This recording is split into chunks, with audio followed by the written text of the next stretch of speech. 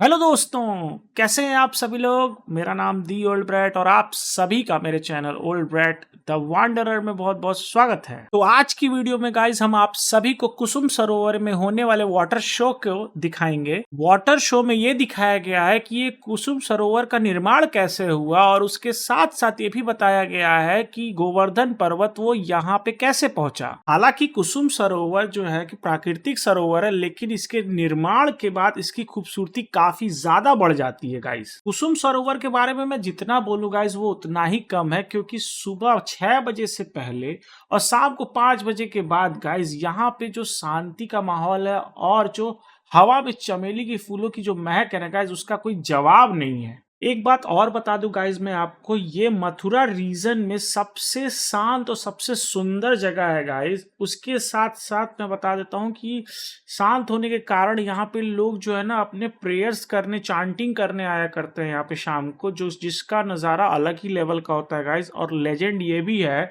मतलब legend in the sense कि ये भी कहा जाता है कि इसी जगह पे जो राधा जी हैं फूल तोड़ने के बहाने कृष्ण जी से मिलने आती थी। इस जगह के बारे में गाइस मैं जितना बोलूं उतना कम है, क्योंकि इस जगह की खूबसूरती और हवाओं में जो फूलों की महक का एहसास आपको यहाँ आने पर ही होगा गाइस। इसलिए मैं आपको इस जगह का लोकेशन बता देता हूँ। ये जगह एग्जैक्टली मथुरा डिस्ट्रिक्ट से 26 किलोमीटर दूर गोवर्धन पर्वत जहाँ पे है, ये वहां पे है। और एग्जैक्ट बताने की कोशिश करूं तो गोवर्धन पर्वत और राधा कुंड के बीचों बीच ये स्थान है, कुसुम सरोवर जिसे कहते हैं। एक बात और बता देता हूँ गाइस, इस वीडियो को अंत तक जरूर देखिएगा गाइस, क्योंकि इस वीडियो में वाटर शो के जरिए आपको इस कुसुम सरोवर की उत्पत्ति, उसके साथ साथ गोवर्धन पर्वत यहाँ कैसे पहुंचा उसके बारे में डिटेल कथा सुनाई गई है गाइस। और ये वीडियो अगर आपको अच्छी लगी हो तो गाइज लाइक करना ना भूलिएगा, और चैनल को सपोर्ट करना चाहते हैं तो सब्सक्राइब करना ना भूलिएगा। अगर आपको कुछ लगता है कि मैंने गलत बताया हो या फिर आपको ऐसी कुछ अच्छी इन्फॉर्मेशन खुद से इस जगह के बारे में है तो कमेंट सेक्शन में ज़रूर बताइए गाइज। तब तक के मिलते हैं नेक्स्ट वीडियो में। राधे राधे।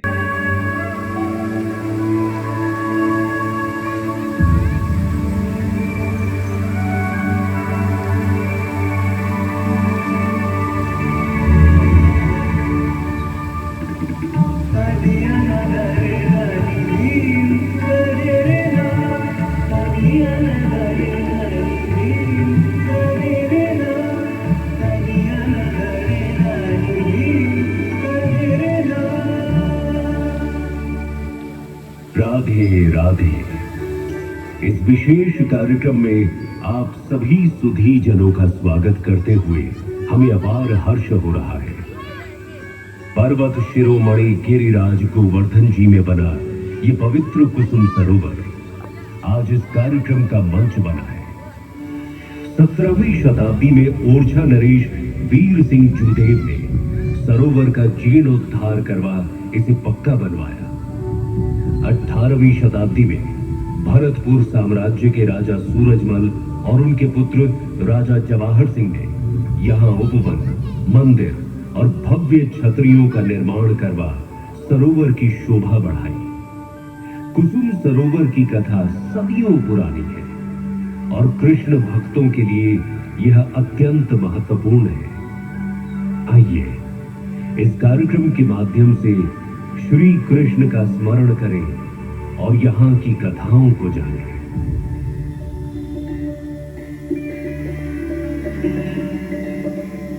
राधे राधे, राधे राधे। भगवान श्री कृष्ण के चरणों में वंदना कर मैं नारद आप सभी साधुजनों का अभिनंदन करता हूं। संसार मुझे देवर्षि कहता है, परंतु प्रभु के दास से अधिक मैं कुछ भी नहीं। इसीलिए आज आपसे अपने अनुभव और प्रभु कथा कहने यहाँ आया हूँ। भगवान ने दुष्टों और पापियों के नाश और धर्म को पुनः स्थापित करने हेतु अवतार लिया, ये तो आप सबको ज्ञात है। परंतु क्या आपने ब्रजमंडल के प्राकट्य की कथा सुनी है? राधे राधे। तो चलिए मेरे साथ श्री कृष्ण के गोलोक धाम।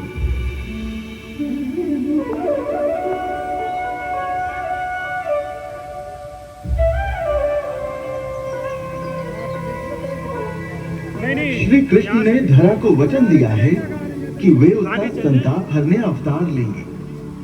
अपने प्रीतम से वियोग का विचार राधा जी को घोर दुख देने लगा। ये देख भगवान बोले, हे हृदय वासिनी राधा, तुम भी मेरे साथ भूलोक चलो। नाथ, पृथ्वी पर मेरा मन कैसे लगेगा? वहां ना वृंदावन है, ना गोवर्धन पर्वत और ना ही यमुना। ऐसे में गोलोक धाम छोड़कर मैं कैसे जाऊं? अपनी प्राण वल्लभा की मन की बात सुन प्रभु मुस्कुरा दिए। भगवान की अनुकंपा से गोलोक धाम की 84 कोस भूमि 24 वनों के साथ पृथ्वी लोक आई।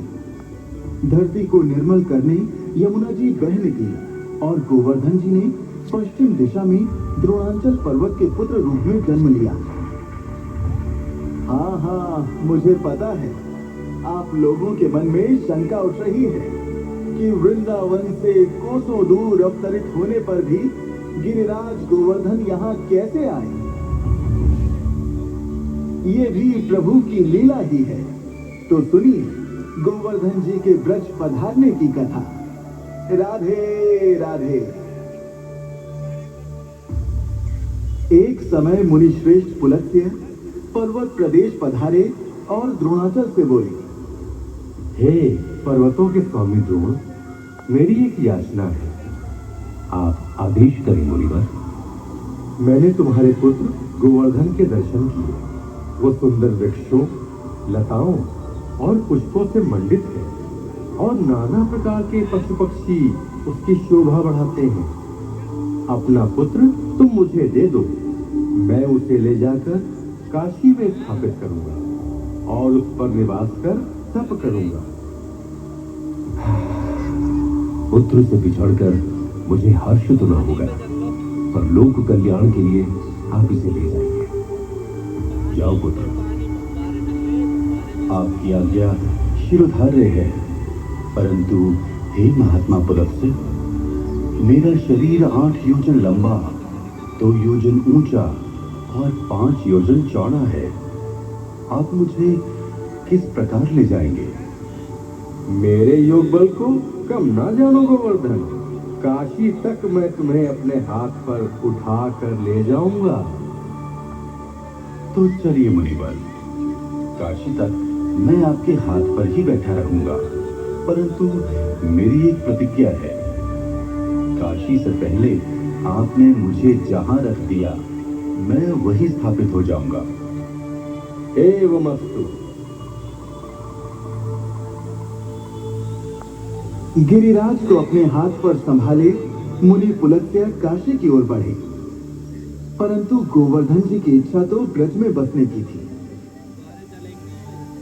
ब्रजमंडल आते ही गिरिराज ने अपना भार इतना बढ़ा दिया कि थक कर मुनि को यहीं रुकना पड़ा। विश्राम कर उन्होंने फिर से पर्वत को उठाने की चेष्टा की। मुने, क्या आप अपना वचन भूल गए? आपने मुझे यहां रख दिया तो अब मैं यहां से ना हिलूंगा। हठ ना करो द्रोण नंदन, और मेरे साथ काशी धाम चलो।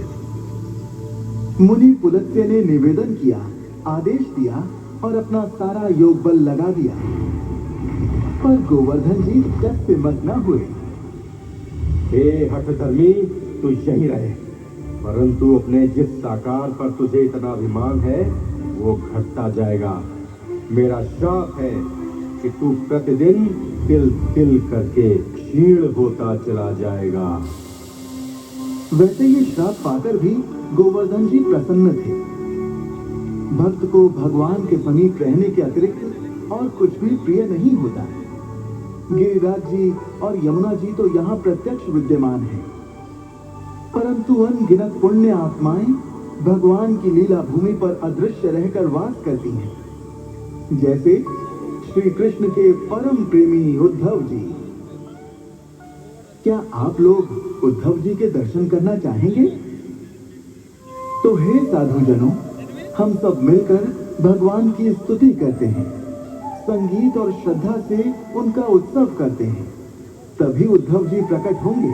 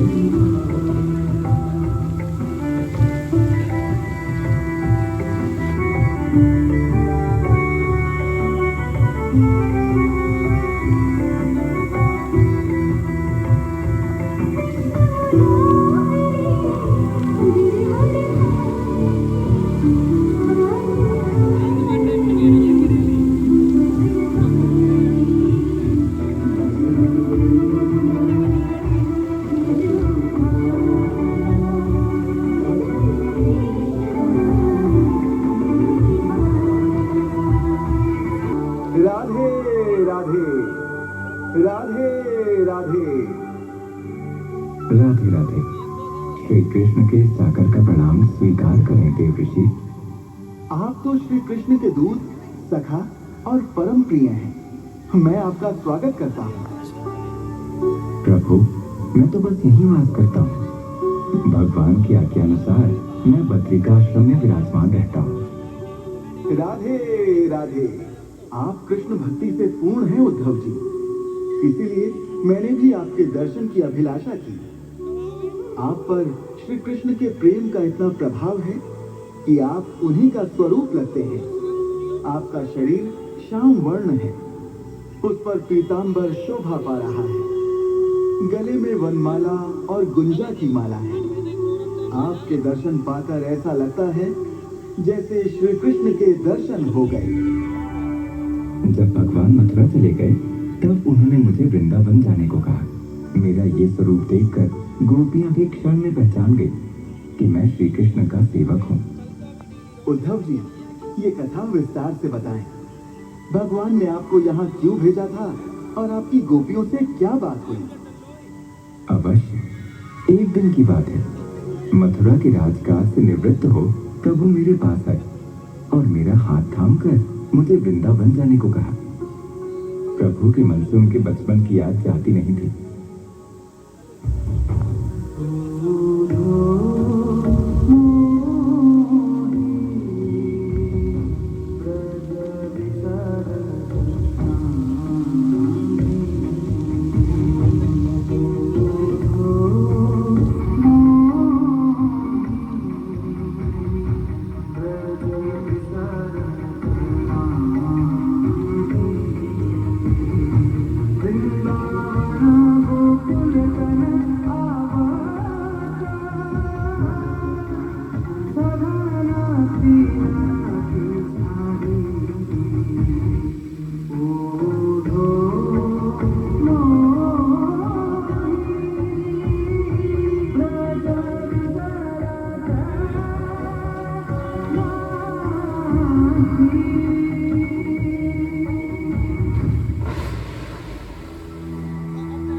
श्री कृष्ण ने कहा कि मैं उनका संदेश सुनाकर नंद बाबा, यशोदा मैया और गोपियों को विरह की पीड़ा से मुक्त करूं। मेरा स्वरूप देख गोपियों ने मुझे घेर लिया और श्री कृष्ण के विषय में अनगिनत प्रश्न पूछने लगे।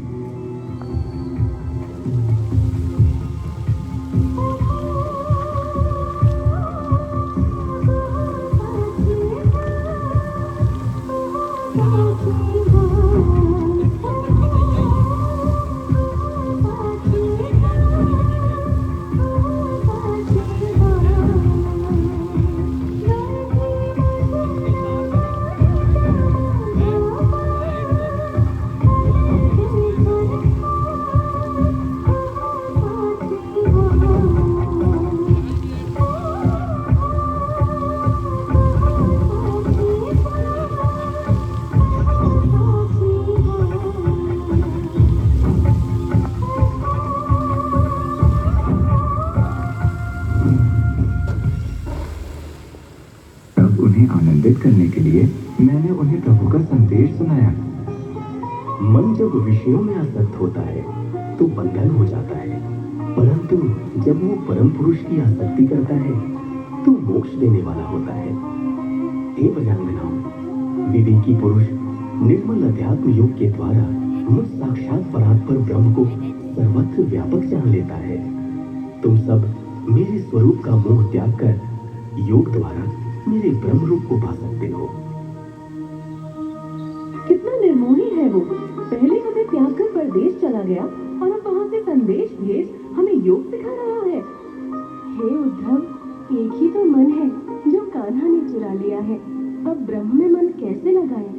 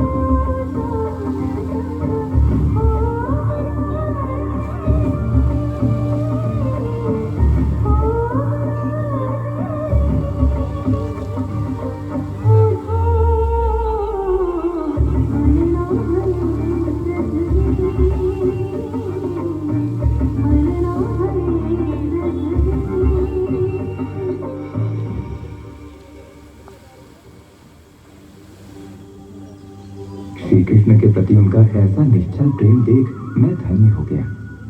उनकी व्यथा मिटाने मैं कई मास उनके साथ रहा। भगवान की लीलाएं सुना उन्हें भी सुख देता और स्वयं भी आनंदित होता। और ब्रज में वास करने का सुख तो ऐसा है जैसे गूंगे का गुड़। ये ऐसी दिव्य अनुभूति है कि इसे व्यक्त नहीं किया जा सकता। देव ऋषि, मैं गोवर्धन जी की महिमा क्या कहूँ। इस महान पर्वत को 7 दिन तक अपनी उंगली पर धारण कर भगवान ने इंद्र का अभिमान भंग किया था। प्रभु के प्रेम की कोई सीमा नहीं। यह सृष्टि उनके प्रेम की ही अभिव्यक्ति है।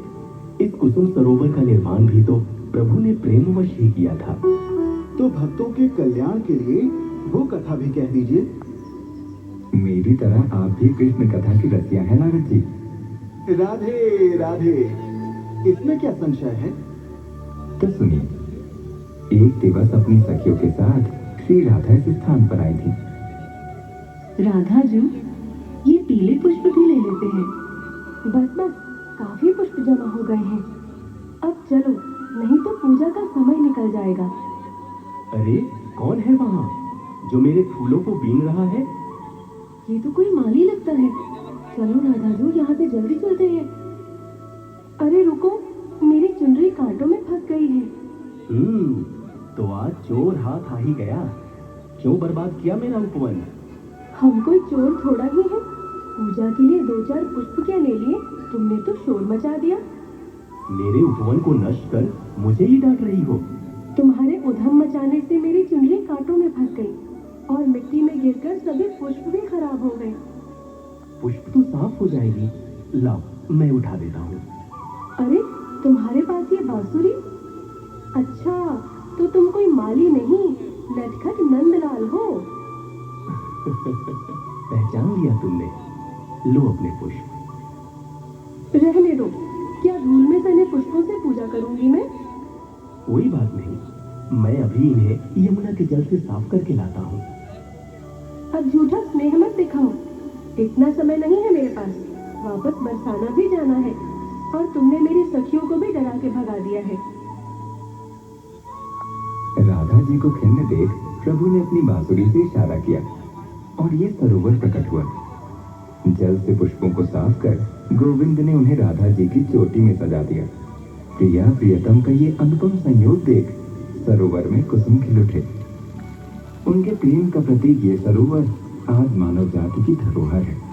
नरेशों ने इसे सजाया और इसके आसपास निर्माण करवाकर इसे और आकर्षक बनवाया। मुनि अष्टावक्र ने इसी तट पर श्री राधा माधव के दर्शन पाने के लिए घोर तप किया। और देव ऋषि स्वयं आप भी तो कृष्ण तत्व की खोज में यहाँ आए थे। आपने सत्य कहा उद्धव जी। मुझे स्मरण है, कुसुम सरोवर में आचमन कर मैं अद्रुम आश्रम में देवी वृंदा से मिला था। राधे राधे देव ऋषि। राधे राधे देवी वृंदा। आपके आने से हमारा ये अद्रुम आश्रम धन्य हो गया। कृपा कर ये फल ग्रहण करें। देवी, मुझे फलों की भूख नहीं। मैं दीन तो कृष्ण तत्व पाने का अभिलाषी हूँ। कृपया मेरी सहायता करें। अवश्य, ये तो मेरा सौभाग्य होगा। देवी वृंदा ने मुझे अपनी सखी माधवी के साथ विदा किया। देवी माधवी ने मुझे वृंदासन में स्नान करवाया तो मैं एक स्त्री में परिवर्तित हो गया। वस्त्र आभूषण से सुसज्जित कर मुझे प्रभु के केली महल में ले जाया गया। वो रत्न जड़ित महल अत्यंत भव्य था। मैं तो उस भवन के शिल्प पर मोहित ही हो गया कि तभी किसी ने मुझे पुकारा। नारदी, देखा तो वहां स्वयं प्रभु आसीन थे। ललिता आदि सखियों से घिरे भगवान के तेज के समक्ष सभी रत्न कांच के टुकड़े प्रतीत होते थे। भगवान ने अपने दास को पहचान लिया और आवाज देकर बुलाया। ये सोचकर ही मैं लज्जा से जड़ हो गया। नारदी, वहाँ क्या खड़ी हो? तुम मुझसे ही मिलने आई हो ना? मुख से एक शब्द ना निकला और आंखों से अश्रु बहते ही गए। न कोई इच्छा रही, न अभिमान। जो था बस कृष्ण ही था। केवल कृष्ण, केवल कृष्ण।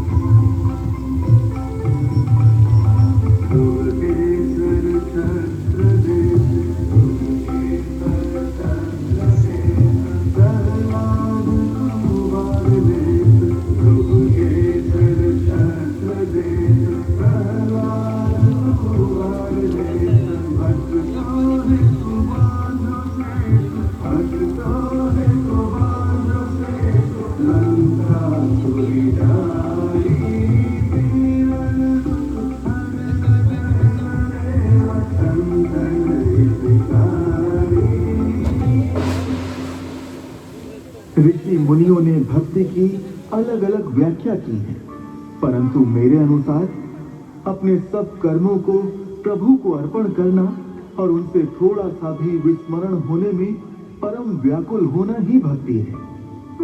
ठीक ऐसी ही है व्रज गोपियों की भक्ति।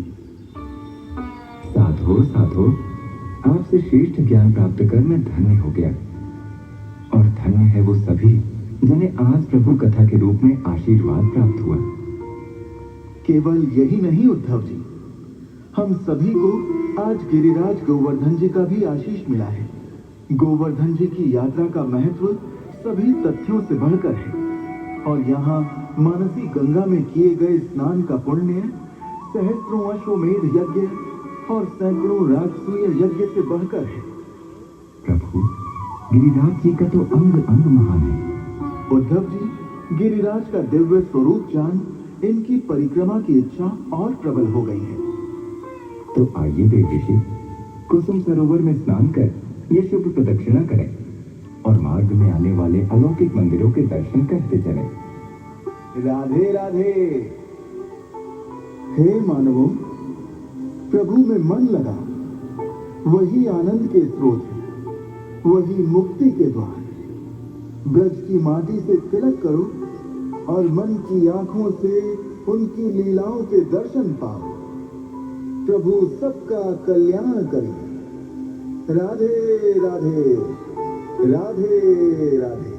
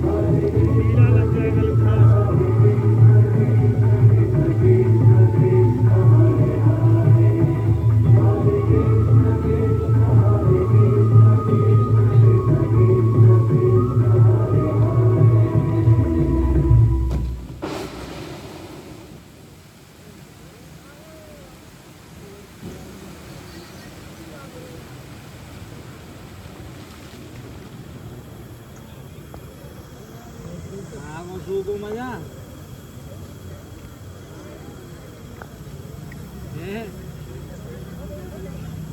Light धरेंगे. हेलो. आगो मजा सुको. टिकट के पैसे दे दियो तो सर.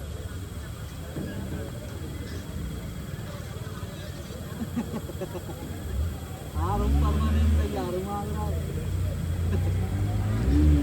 नौकरी है गई पक्की. देखो अब जरूरी लाइट.